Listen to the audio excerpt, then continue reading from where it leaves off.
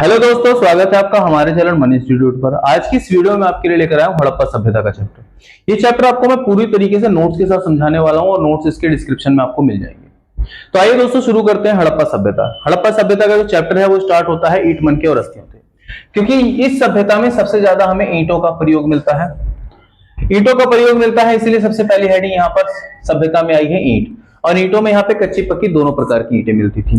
दूसरा, इस सभ्यता में हमें जो दूसरा प्रयोग मिलता है वो मनकों का मिलता है। मनकों का मतलब होता है नेकलेस, जिसे आज हम लोग खरीदते हैं, लेडीजें खरीदती हैं, गले में पहनती हैं नेकलेस। और तीसरी सबसे ज्यादा चीज यहाँ पे मिली है अस्थियां, हड्डियां, जिसमें जानवरों की, इंसानों की, सभी तरह की हड्डियां यहाँ पे हमें अवशेष के रूप में मिली है। इस चैप्टर का नाम हड़प्पा सभ्यता पड़ा है। अब हड़प्पा एक स्थल है दोस्तों, हड़प्पा एक स्थल है जो पाकिस्तान में है, और जब इसकी खोज हुई थी तो उस समय भारत में था। तो ये पाकिस्तान में है और भारतीय सभ्यता का अवशेष सबसे पहले हड़प्पा में ही मिला था, इसीलिए इसे हड़प्पा सभ्यता कहते हैं। अब बात करते हैं सभ्यता। सभ्यता क्या होती है? सभ्यता से अभिप्राय समाज के उस विकास से होता है जिसमें मानव का बौद्धिक विकास होता है। मानव अपने बौद्धिक विकास से काम करता है, अपना दिमाग लगा करके अपने जीवन जीने का तरीका इस्तेमाल करता है। जैसे हम आज रहते हैं, साफ सुथरे कपड़े, बिल्कुल अच्छे से रह के व्यवस्थित ढंग से एक जगह रहते हैं, तो मतलब बौद्धिक रूप से विकास करते हैं, तथा वह अपना विकास योजनाबद्ध तरीके से करता है, योजना बनाता है, वर्तमान की योजना, भविष्य की योजना, सब तरह की योजना बना के जीते हैं। अब हड़प्पा सभ्यता क्या है? हड़प्पा सभ्यता भारत की सभ्यता है। इस सभ्यता के अवशेष सबसे पहले हड़प्पा में मिले थे, इसीलिए इस सभ्यता को क्या बोला गया? इसीलिए इस सभ्यता को हड़प्पा सभ्यता के नाम से जाना जाता है। हड़प्पा सभ्यता की जो खोज होती है प्यारे बच्चों, वो हड़प्पा सभ्यता की खोज 1920 के दशक में की जाती है, जिसमें दयाराम साहनी का नाम सबसे ऊपर रखा जाता है। दयाराम साहनी, यह एक नगरीय सभ्यता थी। इस सभ्यता का जो काल है वो 2600 से लेकर के 1900 ईस्वी के बीच में आता है। 2600 ईसा पूर्व से लेकर के 1900 ईस्वी के बीच में माना जाता है। आइए अब आगे बढ़ते हैं। अब बात करते हैं दोस्तों, विश्व में हड़प्पा सभ्यता की जो खोज की गई थी, विश्व स्तर पर जिसने हड़प्पा सभ्यता के बारे में उद्घोषणा करी थी, उनका नाम था जॉन मार्शल। उनका नाम था जॉन मार्शल। उन्होंने जो घोषणा करी थी वो 1924 में करी थी। विश्व स्तर पर जब हड़प्पा सभ्यता की खोज की गई है, घोषणा की गई है, वो 1924 में की गई है। दूसरा पॉइंट क्या है यहाँ पर? हड़प्पा सभ्यता को अलग अलग नामों से जाना जाता था, जैसे सिंधु नदी की सभ्यता, सिंधु नदी घाटी की सभ्यता, कांस्य युगीन सभ्यता।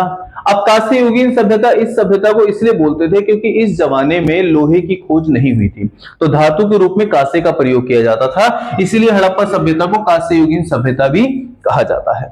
हड़प्पाई मोहर, हड़प्पाई मोहर, मोहर मतलब होता है ठप्पा, जिसे स्टैंप कह सकते हैं आप।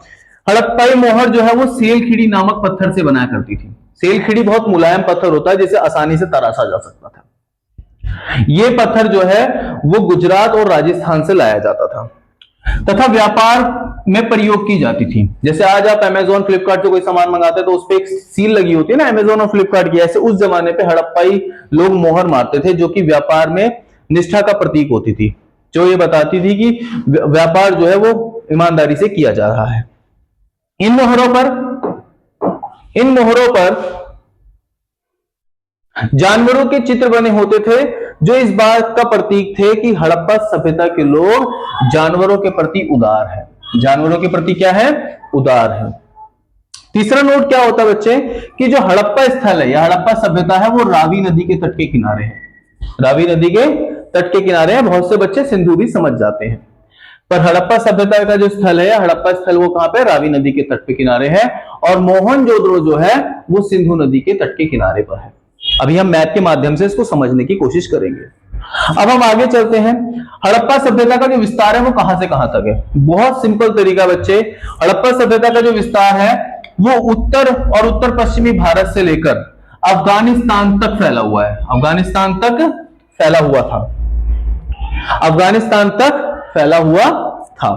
अब देखते हैं इसको मैप के माध्यम से कि किस तरीके से हम इसे समझ सकते हैं। जैसे मैप है हमारा, यह हड़प्पा का विस्तार है, हड़प्पा कहां तक फैली हुई थी। तो आप ये बाउंड्री देख रहे होंगे बच्चों, ये वाली जो बाउंड्री है ये अफगानिस्तान की बाउंड्री है, ठीक है, अफगानिस्तान की बाउंड्री है। और ये वाला क्षेत्र जो आपका आ जाता है ये बीच में, ये पूरा पाकिस्तान आ जाता है, पाकिस्तान, और ये आपका अफगानिस्तान है। ये आपका अफगानिस्तान है, पाकिस्तान है और आपका इंडिया है। तो हड़प्पा सभ्यता का विकास जो है वो इन तीनों देशों में मिलकर हुआ था। तीनों देशों में कहीं कहीं इनके अवशेष पाए गए हैं। जैसे हम आगे वाले क्षेत्र में पढ़ेंगे, देखिए हड़प्पा रावी नदी के किनारे है, ठीक है। मोहनजोदड़ो जो है वो सिंधु नदी के किनारे है, सिंध नदी के किनारे। इसी तरीके से हम अभी पढ़ेंगे बनावली पढ़ेंगे, कालीबंगन पढ़ेंगे, ये सारी की सारी चीजें पढ़ेंगे जो अभी हमारे एग्जाम में आएंगी, जो मैप्स में आती हैं, उन सब चीजों को हम पूरी तरह से डिस्कस करेंगे। तो हड़प्पा सभ्यता कहां तक फैली हुई थी? उत्तर और उत्तर पूर्व भारत से लेकर के अफगानिस्तान तक फैली हुई थी। अब हम बात करते हैं आगे की। अब हम आगे आते हैं, देखते हैं हड़प्पा के लोग निर्वाह कैसे करते थे, इसके बारे में जानेंगे। तो प्यारे बच्चों, हड़प्पा के लोग जो निर्वाह करते थे, अब हम इसको समझने के लिए गांव में चलते हैं, क्योंकि हड़प्पा सभ्यता उस जमाने की शहरी सभ्यता थी। गांव में लोग निर्वाह किस प्रकार से करते हैं? वो खेती करते हैं, पशुपालन करते हैं, मत्स्य पालन करते हैं, छोटा व्यापार करते हैं, शिल्प का उत्पादन करते हैं। ठीक इसी तरीके से हड़प्पा सभ्यता में भी लोग निर्वाह का तरीके को इस्तेमाल करते थे, जैसे वो खेती करते थे। अब खेती में वो किन किन चीजों की खेती करते थे? वो करते थे गेहूं की, जौ की, दाल की, सफेद चने की और तिल की। इन सब चीजों की वो खेती करते थे। वहीं पर वो पशुपालन करते थे, वहीं पर वो पशुपालन भी करते थे। पशुओं में वो अलग अलग पशुओं को पालते थे, जैसे गाय, बैल, भैंस, सुअर आदि। इन सारे पशुओं को वो पालते थे। वो मत्स्य पालन भी करते थे। ये सारी एक्टिविटीज गांव में होती है बच्चों। मत्स्य पालन करते थे, जिसे मछली पालन बोलते हैं। व्यापार करते थे। अब व्यापार भी किन किन चीजों का करते थे? जैसे तांबे का, मनके का, शिल्प का आदि चीजों का वो व्यापार करते थे। इसके अलावा वो शिल्प उत्पादन भी करते थे। क्या? इसके अलावा वे शिल्प उत्पादन भी करते थे। अब शिल्प उत्पादन में वो मनके बनाते थे। मनके का मतलब आभूषण बनाते थे, ठीक है। खिलौने बनाते थे बच्चों को खेलने के लिए, बैल वाले खिलौने आदि चीजों का वो निर्माण करते थे। तो ये सारी की सारी चीजें हड़प्पा सभ्यता के लोगों के निर्वाह के तरीके थे, जो हमने अभी डिस्कस करा। अब बात करते हैं कि आगे चल के सभ्यता में क्या होता है। इसके अलावा हड़प्पा के लोग शिकार भी करते थे। शिकार में वो सुअर का, हिरण का आदि जानवरों का शिकार करते थे, ठीक है। कहीं वो उदार भी थे तो कहीं वे शिकारी भी थे। अब बात करते हैं कृषि में प्रौद्योगिकी। अब हमारा जो चैप्टर शुरू होता है, यहां पर जो टर्न लेता है कि हड़प्पा सभ्यता के जो लोग थे वो कृषि में किस तरह की टेक्नोलॉजी का इस्तेमाल करते थे। अब उसको समझने के लिए हम यहाँ पे कुछ पॉइंट्स हैं जिन पर हम थोड़ा ध्यान देंगे। तो हड़प्पा सभ्यता में जैसे आज हम हल का प्रयोग करते हैं, ऐसे उस टाइम पे भी हल का प्रयोग किया जाता था। खेती के लिए हल का प्रयोग किया जाता था। खेतों को समकोण पर काटकर खेती की जाती थी। 90 डिग्री पे खेतों को काट दिया जाता था इस प्रकार से, और दो भागों में बांट दिया जाता था। और यहां पर अलग खेती की जाती थी, यहां पर अलग खेती की जाती थी। मतलब खेतों को अलग अलग खेती के लिए बनाया जाता था। एक ही खेत में अनेकों फसलों को एक साथ उगाते थे, जिससे बहुफसलीकरण विधि का प्रयोग करते थे, ताकि वो ज्यादा से ज्यादा चीजों को उगा सकें। इसके अलावा सिंचाई के लिए विभिन्न जलाशयों का प्रयोग किया जाता था, जैसे नहरें, नदियां, कुएं। नहर का उदाहरण एक मिलेगा जो अफगानिस्तान की नहर है, शोर तुगोई नहर, और धोलावीरा में भी कुछ इसके अवशेष हैं, वो भी हम आगे पढ़ते हैं। फसल काटने के लिए पत्थर और धातु के औजारों का इस्तेमाल किया जाता था, क्योंकि इस जमाने में लोहे की खोज नहीं हुई थी। अब देखते हैं कि क्या क्या चीजें कहां कहां से मिली हैं, इसके बारे में हम डिस्कस करते हैं। ये देखिए नोट मैंने बनाया है यहां पर कि मिट्टी से बने हल के प्रतिरूप बनावली में मिले हैं, जो कि हरियाणा में है। जुते हुए खेत के साक्ष्य जो है आपको कालीबंगन से मिले हैं, जो कि राजस्थान में है। एग्जाम में पूछे जाने वाले मोस्ट इंपॉर्टेंट क्वेश्चन है ये, जो मैप में पूछे जाते हैं। नहर जो मिली है, नहर का साक्ष्य अफगानिस्तान के शोरतुगई से मिला है। इसके अलावा एक नहर धोलावीरा में भी पाई गई है। अब हम आगे बढ़ते हैं। मोहनजोदड़ो एक नियोजित शहर के रूप में, मोहनजोदड़ो एक नियोजित शहर के रूप में। अब ऐसा कैसे है? मोहनजोदड़ो एक शहर कैसे था, इस पे प्रश्न बनाया जाता है। तो मोहनजोदड़ो एक नियोजित शहर केंद्र के रूप में कई कारणों से था। अब इसको हम समझेंगे कैसे। सबसे पहले क्या था? बस्तियां दो भागों में बटी हुई थी, एक दुर्ग थी और एक निचला शहर। दुर्ग थोड़ा ऊंचे स्थान पे बना था। दुर्ग जो है वो ऊंचे स्थान पर बना हुआ था, ऊंचे टीले पर बना हुआ था, और इसको किलेबंद किया गया था। इसको किया गया था किलेबंद। ऐसे ही निचला शहर भी ऊंचे टीले पर बना था और इसे किलेबंद किया गया था। अब बात करते हैं, दोनों शहर ऊंचाई पर बनाए गए थे। दोनों ही शहरों की किलेबंदी की गई थी। किलेबंदी मतलब शहरों को घेरा गया था, फोर्टिफाइड किया गया था। इसके अलावा सड़कें ग्रिड पद्धति पर बनी हुई थी, अर्थात सड़कें एक दूसरे को समकोण पर काटती थी। एक अच्छी जल निकास प्रणाली थी। अच्छी जल निकास प्रणाली मतलब अच्छे नाले बने हुए थे। नालियां भी एक दूसरे को समकोण पर काटती थी। नालियां पक्की ईंटों से बनी हुई थी। स्वच्छता पर ध्यान दिया गया था। एक अपनी लेखन शैली थी जिसको अभी तक नहीं पढ़ा गया है। सुदूर क्षेत्रों से व्यापार होता था। दुर्ग में एक विशाल अन्नागार मिला है जो योजना को दर्शाता है, और इसके अलावा कई सारी चीजें यहां पे देखने को मिली है। यहां घर भी पक्की ईंटों से बनाए जाते थे, बहुमंजिला होते थे। बहुमंजिला से मतलब कि एक मंजिल से ऊपर के घर होते थे। यहां पर एक बड़ा स्नानागार भी प्राप्त हुआ है। अब यहां पर हम कह सकते हैं उपरोक्त बिंदुओं के आधार पर कि हड़प्पा सभ्यता एक नगरीय सभ्यता थी। इसको प्लान करके बनाया गया था। यह एक नियोजित सभ्यता थी। हड़प्पा सभ्यता की जल निकास प्रणाली के बारे में पढ़ेंगे हम कि हड़प्पा सभ्यता की जल निकास प्रणाली किस प्रकार की थी। अब यहां पर हमने देखा कि हड़प्पा सभ्यता की जल निकास प्रणाली बहुत ही अद्भुत थी और विश्व में अद्वितीय थी, मतलब विश्व में कहीं और देखी नहीं गई है। नालियां जो है वो पक्की ईंटों से बनी हुई थी। इनकी कुछ विशेषताएं हैं। नालियों को जिप्सम का लेप लगाया गया था। जिप्सम उस जमाने में सीमेंट के रूप में इस्तेमाल किया जाता था। आपने साइंस में पढ़ा हुआ 10th क्लास में, जिप्सम सीमेंट का घोल। नालियों को ऊपर से ढका हुआ था तथा कुछ निश्चित अंतरालों पर खोला गया था ताकि इसकी समय समय पर सफाई की जा सके। जैसे आज वर्तमान की नालियां होती हैं, इस टाइप की नालियां होती हैं, ऊपर से पत्थर ढक दिए जाते हैं और बीच में कुछ क्षेत्र खाली छोड़ दिया जाता है ताकि इसकी सफाई की जा सके। ठीक उसी प्रकार से आगे भी इसे ऐसे ही बनाया गया था। नालियां इस तरह से बनी हुई थी कि वो घर की नालियों के साथ साथ गली की नालियां और गली की नालियां आगे चल के बड़े नालियों में जुड़ती थी। बड़े नालों में जुड़ती थी। नालियां एक दूसरे को समकोण पर काटती थी। नालियां जो है एक दूसरे को समकोण पर काटती थी ताकि सारी नालियां आपस में मिल जाए। अब आगे बढ़ते हैं। हड़प्पा की गृह स्थापत्य कला के बारे में पढ़ेंगे कि हड़प्पा सभ्यता में घर किस प्रकार से बनाए जाते थे। अब प्यारे बच्चों, हड़प्पा में जो घर बनाए जाते थे वो भी बहुत लुभावनी होते थे, जिनको हम निम्न प्रकार से समझ सकते हैं। घर कच्ची और पक्की दोनों ही ईंटों से बने होते थे। घर में फर्श होता था। घर की दीवारें ऊंची होती थी तथा दीवारों में खिड़कियां नहीं होती थी। जो पहला प्रथम तल होता था वहां पर खिड़की नहीं होती थी क्योंकि सुरक्षा को ध्यान में रखा जाता था। आज भी गांव में घर ऐसे ही बनते हैं कि गांव में झरोखा होता है, बीच में खाली होता है, बरामदा ऊपर से खुला होता है ताकि धूप आ सके। ठीक है।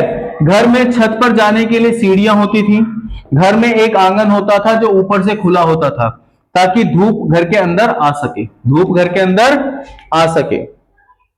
घर में कुएं भी होते थे। मोहनजोदड़ो में जो कुल कुओं की संख्या है वो 700 पाई गई है। ये प्रश्न आता है आपके एग्जाम में, ये एमसीक्यूज में भी आ सकता है और ये असर्शन रीजन में भी आ सकता है। मोहनजोदड़ो में जो कुल कुएं थे वो 700 पाए गए हैं। दुर्ग की विशेषता पढ़ेंगे हम। दुर्ग जो कि ऊंचे टीले पर बसा एक शहर था, बस्ती थी। दुर्ग ऊंचाई पर बनाई गई एक बस्ती थी जिसकी विशेषता निम्नलिखित है। इसको मैंने बहुत अच्छे से यहां पे लिखा गया है। ये नोट्स आपको बच्चों हमारे वीडियो के डिस्क्रिप्शन में मिल जाएंगे, तो आप वहां से डाउनलोड कर सकते हैं। अब हम बात करते हैं, दुर्ग ऊंचे स्थान पर बना था। दुर्ग को किलेबंद किया गया था। यहां पर एक माल गोदाम पाया गया है जिसे आप अन्नागार बोलते हैं। इसके अलावा यहां पर एक विशाल स्नानागार भी पाया गया है जिसे धार्मिक अनुष्ठान के लिए प्रयोग किया जाता था। जिसे धार्मिक अनुष्ठान के लिए प्रयोग किया जाता था। दुर्ग निचले शहर के मुकाबले थोड़ा छोटा शहर था। यहां पर अधिक से अधिक सुविधाओं को ध्यान में रखा गया था।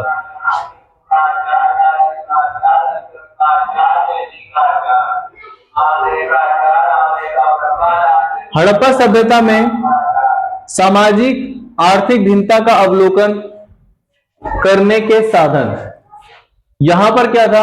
अब एक्चुअल में हड़प्पा सभ्यता में कैसे पता करेंगे कि कोई आदमी कितना गरीब है या कोई आदमी कितना अमीर रहा होगा, तो इसका अवलोकन करने के लिए इतिहासकारों ने दो तरीके बताए। पहला बताया विलासिता की वस्तुएं, दूसरा बताया शवाधान। शवाधान में यह बताया गया कि शव को किस प्रकार से दफनाया गया है। क्या शव को बहुत अच्छे तरीके से दफनाया गया है?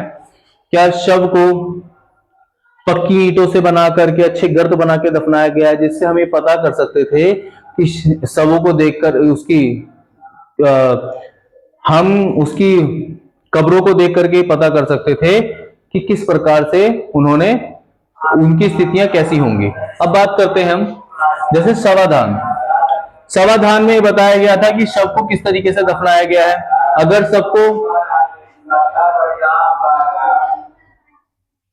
शव को अगर पक्की ईंटों से बनाया गया है तो शव में जरूर व्यक्ति जो है वो समाज का प्रतिष्ठित व्यक्ति होगा। अगर सबको नॉर्मल तरीके से दफनाया गया है तो जरूर वो समाज का बहुत ही ज्यादा नॉर्मल व्यक्ति होगा, सामान्य व्यक्ति होगा। अब इसी को हम थोड़ा पढ़ते हैं डिटेल में। अब एक्चुअल में क्या होता है कि जो शवाधान की प्रक्रिया थी उसमें हम ये देखते हैं कि सामाजिक और आर्थिक भिन्नता का अवलोकन करा जा सकता है, क्योंकि हम गर्तों की बनावट को देखकर ये पता लगा सकते हैं। गर्त मतलब कब्रों की बनावट को देखकर ये पता लगाया जा सकता है कि वह व्यक्ति अमीर होगा या गरीब, क्योंकि कुछ गर्त साधारण थे और कुछ विशिष्ट ईंटों और चिनाई करके बनाए गए थे, ईंटों की चिनाई करके बनाए गए थे। दूसरी चीजें आती हैं बेटा विलासिता की वस्तुएं। विलासिता की वस्तुएं वे वस्तुएं होती हैं जिसे कब्रों के अंदर दफनाया जाता है। अब इसमें अगर वस्तुएं साधारण पाई जाती हैं तो वो जरूर समाज का साधारण व्यक्ति होगा। अगर वस्तुएं बहुत महंगी पाई जाती हैं, बहुमूल्य वस्तु पाई जाती हैं, तो वो समाज का प्रतिष्ठित व्यक्ति होगा। इस प्रकार से हम विलासिता की वस्तु को डिटेल में समझ सकते हैं। अब इसके अलावा जब हम आगे बढ़ते हैं तब हम देखते हैं कि फ्योन्स एक चीज होती है। फ्योन्स रेत से बना एक पात्र होता था।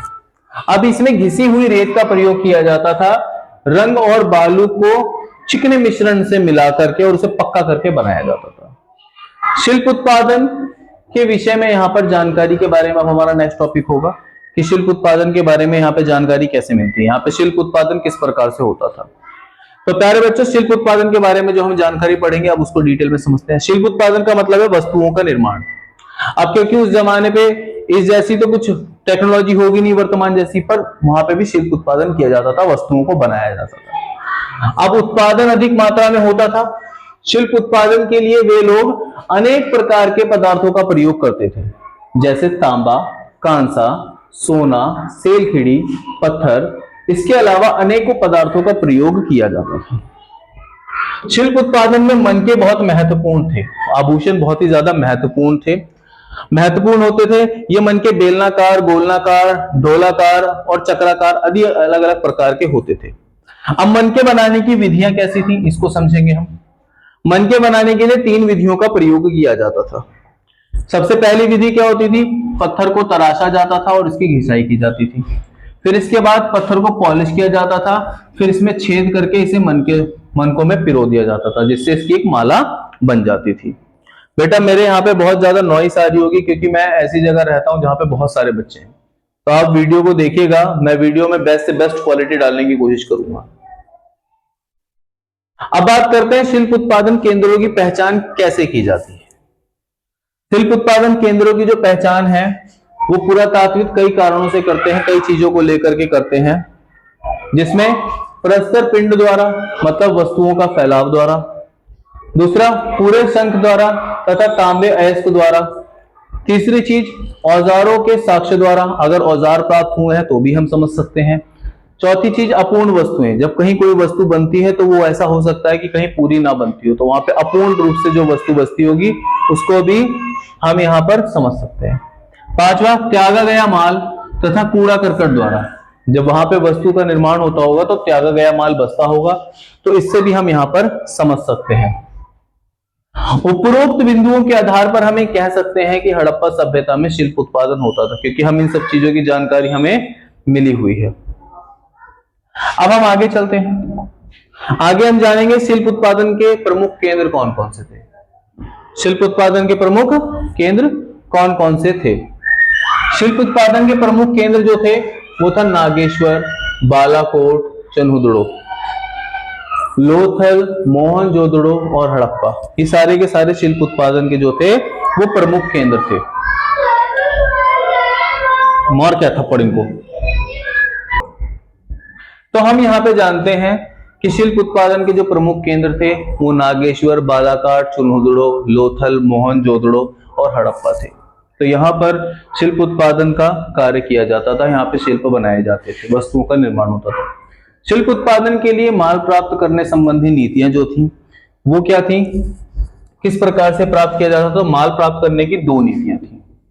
पहला होता था स्थानीय क्षेत्र से, अपने ही देश से सामान मंगा लिया जाता था, अपने ही पास के क्षेत्र से सामान मंगा लिया जाता था। दूसरा था सुदूर क्षेत्रों से, सुदूर मतलब दूर के क्षेत्रों से, दूर के क्षेत्रों से जो सामान था वो दूर के क्षेत्रों से मंगाया जाता था। स्थानीय क्षेत्र मतलब देश के अंदर से ही सामान मंगा लिया जाता था या आसपास से मंगा लिया जाता था। ठीक है, तो यहां पे सारी की सारी चीजें हमने पढ़ी, माल प्राप्त करने संबंधी नीतियां। अब आगे बढ़ते हैं, स्थानीय क्षेत्र में कौन कौन से क्षेत्र आए इसके बारे में मैं आपको डिटेल में पढ़ाता हूं। अब स्थानीय क्षेत्र में शिल्प उत्पादन स्थानीय माल स्थानीय जगहों से मंगाया जाता है। जैसे राजस्थान से, राजस्थान में दक्षिणी राजस्थान और उत्तरी गुजरात से सेलखिड़ी का पत्थर मंगाया जाता था, जिससे पता लगता था कि यहाँ पर प्राप्त हो सकता है। दूसरा, नागेश्वर और बालाकोट से शंख की प्राप्ति की जाती थी। इसके अलावा धातुएं राजस्थान से मंगाई जाती थी, जिसमें मुख्य प्रकार से तांबा है। राजस्थान में कहां से मंगाई जाती थी? खेतड़ी से। ज्योग्राफी का एक क्वेश्चन आता है बेटा कि सबसे ज्यादा भारत में तांबा कहां उगाया जाता है, तांबा सबसे ज्यादा भारत में कहां होता है? तो खेतड़ी से होता है। इसके अलावा सोने के लिए दक्षिण भारत से प्राप्त किया जाता है। सोना जो है, सोना धातु जो है वो दक्षिण भारत से प्राप्त की जाती थी। अब सुदूर क्षेत्रों के बीच में संपर्क के बारे में हम कैसे जानेंगे? सुदूर क्षेत्रों से संपर्क में हम जानेंगे कि हड़प्पा का दूसरे देशों से भी संपर्क रहा है। जैसे हड़प्पा में जो तांबा पाया गया है वो ओमान से पाया गया है, कहीं कहीं पर हमें ओमानी तांबा प्राप्त हुआ है। मृतबाण पर काली मिट्टी चढ़ा होना जो ओमान के स्थलों से प्राप्त हुई है। अब कई ऐसे मृतबाण पाए गए हैं जिसमें काली मिट्टी चढ़ी हुई है, जैसे आप यहाँ पे फोटो में देख रहे होंगे। अभी जो काली मिट्टी चढ़ी है ये ओमानी मिट्टी है, ये ओमानी मिट्टी है जो यहाँ पर हमने देखी। तो इन आधारों पर हम कह सकते हैं कि हड़प्पा सभ्यता के सुदूर क्षेत्रों से क्या रहे होंगे? संपर्क रहे होंगे। अभी हड़प्पा जो है, हड़प्पा का जो व्यापार होता था उसके बारे में एक छोटा सा मैप है जो हम पढ़ने वाले हैं। अब बच्चों, जो हड़प्पा का व्यापार होता था वो अलग अलग क्षेत्रों से होता था। अब अलग अलग क्षेत्रों से होता था, वो कैसे कैसे क्षेत्र थे इसके बारे में जानेंगे। पहले मेसोपोटामिया से होता था, जिसमें उरुक सारी चीजें थी। इसके अलावा लोथल, हड़प्पा, ठीक है, रसाल, इन सब जगहों से हड़प्पा का व्यापार होता था। दिलमुन आपको जो जगह मिलेगी वो मेसोपोटामिया के लिए इस्तेमाल की गई है। तो इन सारी जगहों से हड़प्पा सभ्यता के लोग व्यापार करते थे। तीसरी चीज क्या थी? तीसरी शताब्दी ईसा पूर्व में लिखे, तीसरी शताब्दी ईसा पूर्व के मेसोपोटामिया के लेखों में मगान नाम का प्रयोग किया गया है, जो ओमान के लिए किया गया है। और ओमान का प्रयोग, ओमान जो है भारत से भी व्यापार करता था उस जमाने में। मेसोपोटामिया में कई ऐसी धातुओं के अंश मिले हैं जो हड़प्पा ओमान की सभ्यताओं से मेल खाते हैं, जो हड़प्पा और ओमान की सभ्यताओं से मेल खाती हैं। इससे पता लगता है कि हड़प्पा सभ्यता ओमान और मिस्र की सभ्यता, ओमान और मेसोपोटामिया की सभ्यता से व्यापार करती थी। कई प्रकार की मोहरें भी पाई गई हैं जो मेसोपोटामिया और हड़प्पा को समकालीन और व्यापारिक गतिविधियों में लीन दिखाती हैं कि ये सब लीन थे।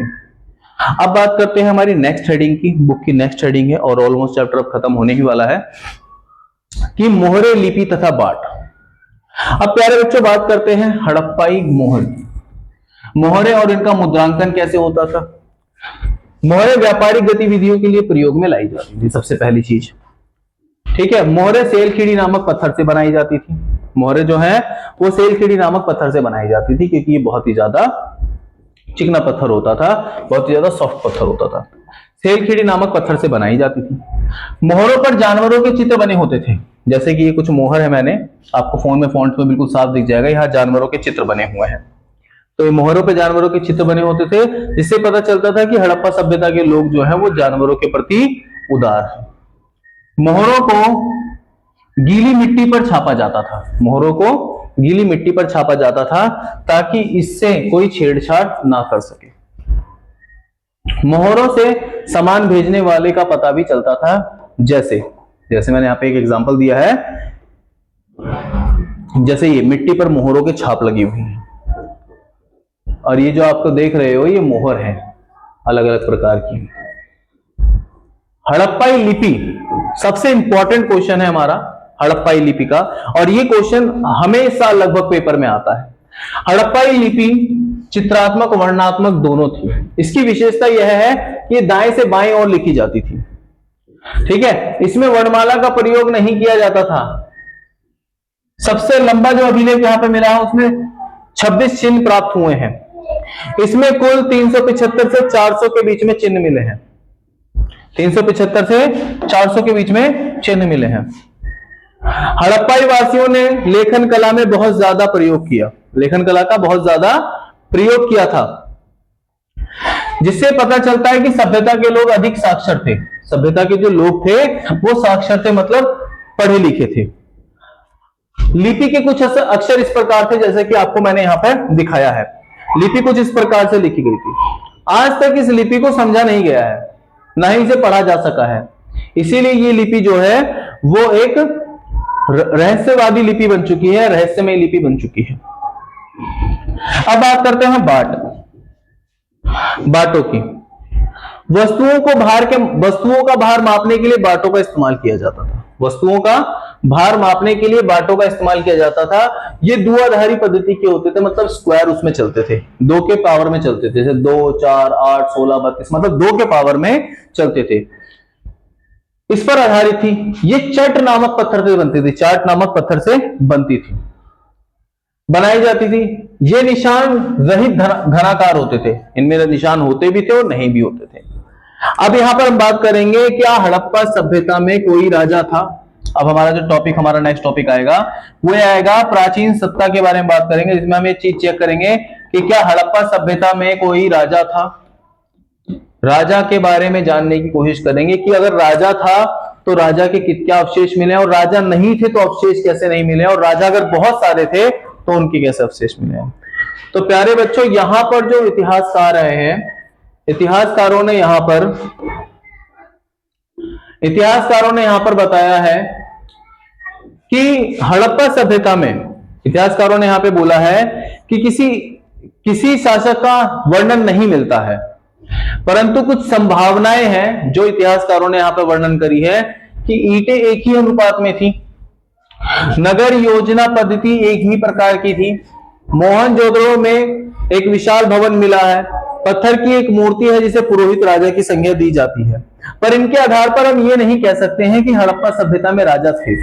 अब हड़प्पा सभ्यता में जो राजा थे उनके लिए क्या इतिहासकारों ने टर्मिनोलॉजी दी है ये हम जानेंगे। तो हड़प्पा सभ्यता को लेकर के इतिहासकारों ने 3 संभावनाएं व्यक्त की हैं। पुरातात्विदों ने 3 संभावनाएं व्यक्त की हैं। पहली संभावना यह थी कि हड़प्पा में कोई राजा नहीं था। अब इसका कारण, इसका तर्क क्या दिया, क्योंकि हड़प्पा में सभी सामाजिक स्थितियां समान रही हैं, सामाजिक स्थिति में उसका कोई बदलाव देखने को नहीं मिला है। दूसरा, उन्होंने बोला कि हड़प्पा में अलग अलग राजा होंगे,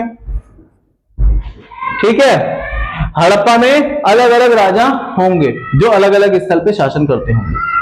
तीसरा, इन्होंने तर्क दिया कि एक ही राजा होगा, क्योंकि पूरी सभ्यता में बहुत सी समानताएं पाई गई हैं, जैसे नगर नियोजन, बस्तियों का निर्माण, ईंटों का एक प्रकार का होना। तो ये सारी की सारी चीजें पाई गई हैं, जिससे पता लगता है कि हड़प्पा सभ्यता में एक ही राजा होगा। तो हड़प्पा सभ्यता में शासक को लेकर के इतिहासकारों ने 3 संभावनाएं व्यक्त की हैं, और उन तीनों संभावनाओं को मैंने नोट्स के अंदर संकलन किया है, वो आपको मेरे डिस्क्रिप्शन में मिल जाएगा। हड़प्पा सभ्यता के अंत को लेकर के कई सारी आशंकाएं हैं, जिनको अब हम जानेंगे कि कैसे आशंका हुई थी और कब शुरू हुआ था, किस प्रकार से था। अब बात करते हैं कि हड़प्पा सभ्यता का अंत जो है उसकी कई आशंकाएं थी, जो लगभग 1800 ईसा पूर्व में शुरू हुई होंगी। पहला जो था वो जलवायु परिवर्तन होना, कि जलवायु परिवर्तित हो गई होगी, इसीलिए लोग वहां से दूसरी जगह चले गए। तीसरी चीज थी कि वनों की कटाई हो गई, जिससे वहां पे जलवायु परिवर्तित हो गई। चौथी चीज थी कि सिंधु नदी में बाढ़ आ गई और वहां की सभ्यता पूरी तरह से समाप्त हो गई। चौथी चीज नदी का सूख जाना, कि नदी सूख गई, वहां सूखा पड़ गया, जिससे हड़प्पा सभ्यता के लोग प्रवासित करके नई जगह चले गए। नदी द्वारा अपना मार्ग बदल लेना, सेम पॉइंट है। नदी अपना मार्ग बदल लेगी तो नदी सूख जाएगी या तो नदी में बाढ़ आ जाएगी। अकाल पड़ जाना, भोजन की कमी हो जाना, महामारी आ जाना जिससे वहां पर बहुत सारे लोगों की मौत हो जाए और सभ्यता का अंत हो जाना। बाहरी आक्रमण का होना, कि किसी विदेशी आक्रमण की वजह से सभ्यता का विनाश हो गया। तो ये सारे के सारे जो है वो हड़प्पा सभ्यता के अंत के कारण हैं, जो आपके एग्जाम में पेपर में आ सकते हैं। अब बात करते हैं नेक्स्ट, हड़प्पा सभ्यता, उत्तर हड़प्पा सभ्यता और हड़प्पा बाद की हड़प्पा सभ्यता में क्या डिफरेंस है। उत्तर हड़प्पा सभ्यता ग्रामीण बस्तियां थी जिनका विकास 900 ईसा पूर्व के बाद तक जारी रहा। 1900 ईसा पूर्व के बाद तक जारी रहा। कहां तक जारी रहा? 1900 ईसा पूर्व के बाद तक जारी रहा। उससे उत्तर हड़प्पा या अनुवर्ती हड़प्पा कहा गया। उत्तर हड़प्पा का काल कब से कब आता है? 1900 ईसा पूर्व के बाद बसी बस्तियों को उत्तर हड़प्पा की बस्तियां कहा जाता है। अब बात करते हैं हड़प्पा सभ्यता की खोज को लेकर के क्या क्या बातें हुई, किस किस चीजों से हमने कैसे कैसे सीखा, उसके बारे में अब आपको बताऊंगा, जो कि स्टार्टिंग का ही पॉइंट था जो मैंने 1920 का दशक आपको बताया था। अब बात करते हैं हड़प्पा सभ्यता की खोज को लेकर के क्या क्या चीजें हुई हैं। हड़प्पा सभ्यता की खोज 1920 के दशक में हुई थी, जिसमें सबसे पहली खोज 1921 में दयाराम साहनी द्वारा की गई थी, जिसमें इन्होंने हड़प्पा स्थल को खोजा था। दूसरी खोज मोहनजोदड़ो की हुई थी, जो 1922 में इनके ही दोस्त राखालदास बनर्जी ने की थी, और इसमें इन्होंने किसको खोजा था? मोहनजोदड़ो नामक शहर को खोजा था।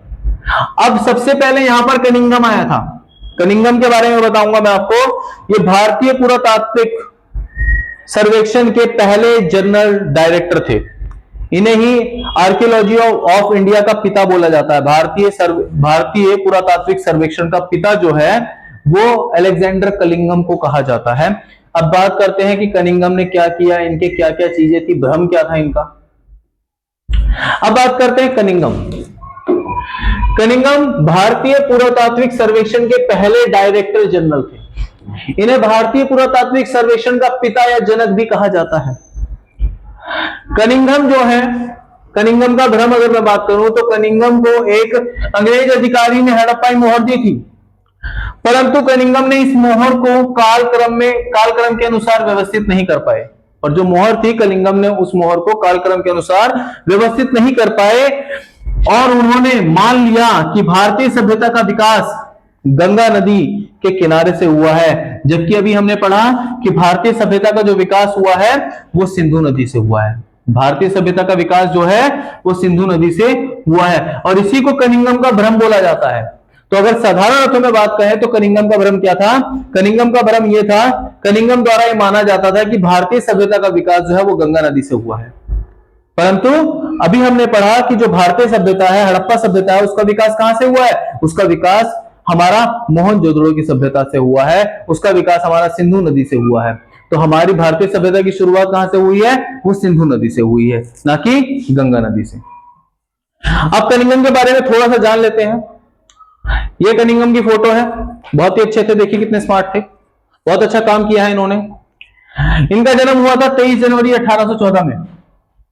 इनकी मृत्यु हो जाती है 28 नवंबर 1893 में लंदन में। जन्म और मृत्यु दोनों लंदन में होती है। ये इतिहासकार थे, अभियंता थे और कला इतिहासकार थे। कला के बारे में बहुत कुछ जानते थे। अब बात करते हैं एक नवीन सभ्यता। अभी पॉइंट मैंने आपको अभी जस्ट बताया था, चलिए उसको दोबारा दोहरा दिया जाएगा। एक नवीन प्राचीन सभ्यता 1924 में अंग्रेज अधिकारी जॉन मार्शल, जो कि भारतीय पुरातात्विक सर्वेक्षण के डायरेक्टर जनरल थे, जॉन मार्शल ने हड़प्पा सभ्यता की विश्व स्तर पर खोज करी। उन्होंने बताया कि जो हड़प्पा सभ्यता है वह भारत की एक सभ्यता है। यह भारतीय सभ्यता मेसोपोटामिया के समकालीन सभ्यता है। मतलब ये मेसोपोटामिया सभ्यता उतनी ही पुरानी है जितनी पुरानी सभ्यता भारतीय सभ्यता है। यह सभ्यता, हड़प्पा सभ्यता मेसोपोटामिया की सभ्यता के बिल्कुल बराबर है, बिल्कुल समान है। अब यहां पर कुछ नोट हैं। पहला, एस.एन. राव ने एक पुस्तक लिखी है जिसका नाम है the story of Indian archaeology, जिसमें इन्होंने हड़प्पा सभ्यता के बारे में कुछ वर्णन किया है। अब बात करते हैं, एक नेक्स्ट हेडिंग आती है अतीत को जोड़कर पूरा करने की समस्याएं।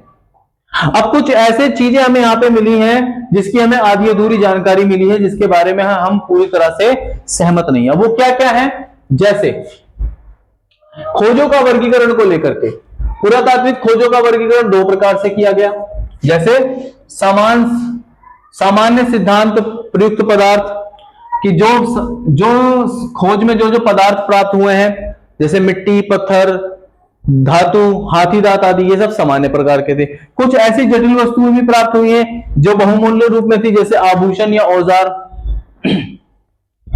अब बात करते हैं व्याख्याओं में समस्या। हड़प्पा सभ्यता की व्याख्याओं में किस प्रकार से समस्या आई है। तो व्याख्याओं में समस्या को लेकर के कई सारे पॉइंट आए हैं। अब जैसे पहला पॉइंट मातृ देवी को लेकर है, पहला पॉइंट मातृ देवी को लेकर है कि ये देवी क्या एक महिला की मूर्ति है या वहां पे मातृ देवी की मूर्ति है, इसको लेकर के कई सारी व्याख्याएं हुई हैं। आभूषणों से लदी हुई ये महिला आपको दिख रही है, ठीक है, जो इस बात को इंगित करती है कि हड़प्पा सभ्यता के लोग माताओं की स्थिति, जो हड़प्पा सभ्यता में जो माताओं की स्थिति है वो बेहतर हुई होगी और माताओं की पूजा की जाती थी, परंतु ये एक मतभेद है, इसका पूरी तरह से हमें साक्ष्य नहीं मिला है। तो ये क्या बन चुकी है, ये व्याख्या की एक समस्या बन चुकी है। इसके अलावा हड़प्पा में धार्मिक आस्था और प्रथाओं के साक्ष्य मिले हैं। हड़प्पा में धार्मिक आस्था और प्रथाओं के साक्ष्य मिले हैं, जिसमें हड़प्पा की कुछ मोहरों पर प्राकृतिक जानवरों के चित्र बने हैं, साथ ही अनुष्ठानों के चित्र बने हैं, जो इस बात को बताते हैं कि ये धार्मिक अनुष्ठान में शामिल होते होंगे, ये धार्मिक अनुष्ठान में शामिल होते होंगे। जैसे यहाँ पर एक पशुपति की मूर्ति मिली है, ये शिव का एक रूप होते हैं, ये शिव का एक रूप होते हैं। ये पशुपति की मूर्ति मिली है, जिसे पशुओं का देवता कहा जाता है, वन का देवता कहा जाता है। इसे अघात शिव वाली मूर्ति के रूप में जाना जाता है, जो हिंदू धर्म में प्राचीन देवता शिव का वर्णन करती हैं कि शिव भगवान जो है वो यहाँ पर रहा करते होंगे, इनकी पूजा की जाती होगी, इनकी उपासना की जाती होगी। इसकी जानकारी हमें ऋग्वेद से भी मिलती है, जो लगभग 1500 से 1000 ईसा पूर्व पुरानी है। अब हम आगे की ओर बढ़ते हैं और देखते हैं कि क्या पे क्या पाया जाता है। इसके अलावा इन्हें पशुपति भी बोला जाता था, अघात शिव को, क्योंकि ये पशुओं से प्रेम करते थे।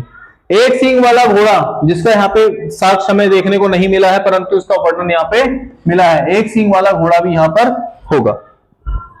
अब यहाँ पर कुछ शमन है। अब शमन क्या होता है, इसके बारे में हम जानेंगे।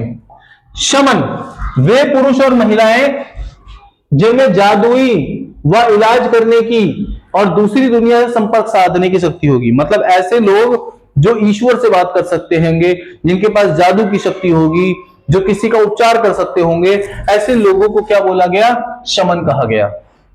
अब देखिए, कुछ यहां पर मैंने मोहरों के उदाहरण लिए हैं, जो आपको दिखाएंगे कि मोहरें कब से कब तक विकसित थी, किस काल में थी, कैसी थी। तो ये कुछ मोहरें हैं, ठीक है, ये सारी की सारी मोहरें हैं। बाट है, यहाँ पे कुछ मनके हैं, उनके फलक दिए हुए हैं, ये बाट है।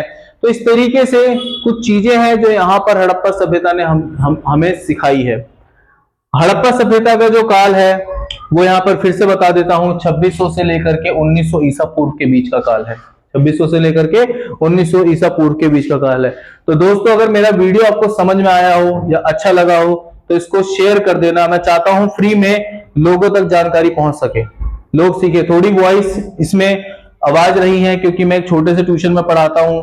मैं चाहता हूं देश में जितने ज्यादा से ज्यादा लोग पढ़ेंगे वो एजुकेशन को समझ पाएंगे। तो अब हम मिलते हैं हमारी नेक्स्ट वीडियो में। अलविदा।